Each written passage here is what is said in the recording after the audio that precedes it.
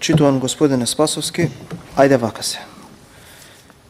Министерство за внатрешни работи, страна 76, вика вака. Заплати 1 милиарда денари повеќе.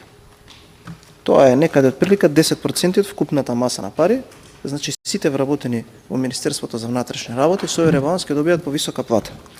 Или ако сакате, ете за купување на возила, во ваше време вие кога сте биле министер, тука пишува 2024, сега знаете за колку е зголемена ставката? За 200 милиони денари. Повеќе. Ме разбирате се за што зборувам?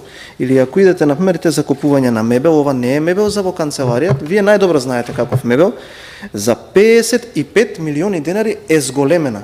Значи, од кога вие бевте министер, вие сте направиле некаде 2 милиони денари, така тоест 2 милиарди денари, ова е 55 милиарди денари повеќе, се извинувам. Тоа е разликата за која што ние зборуваме. Еве го во МВР. За амандман, дали некој прифати или не, вие во вашата пратеничка група имате 18 пратеници. Од 18 пратеници вие имате 9 поранешни министри кои што воделе важни ресори, 2 поранешни премиери и 1 поранешен претседател на собранието. И затоа ви велам дека кога се излегува и тука кога се зборува, мора да се има и тоа на ум, дека некој имал извршна моќ нешто да смени, а сега ние во ребалансот го нудиме тоа што сметаме дека треба да се направи. Од аспект на капиталните инвестиции ви должам еден одговор. Пред неколку дена вие поддржавте една предлог одлука, за што јас го поздравувам и сметам дека тоа нормално, за прераспределба на буџетски средства 600 милиони денари плюс за проекти во општините.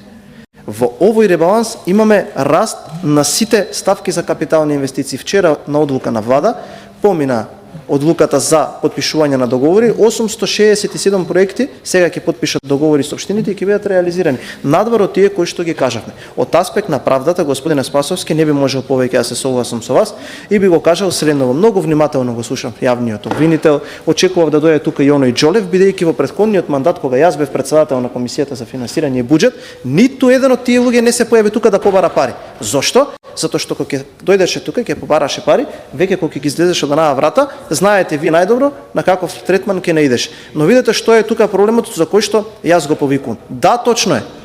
Да, точно е. Треба да имаат повеќе пари, но треба да си ги завршат и своите обврски. Што се обврските кои што тие ги имаат?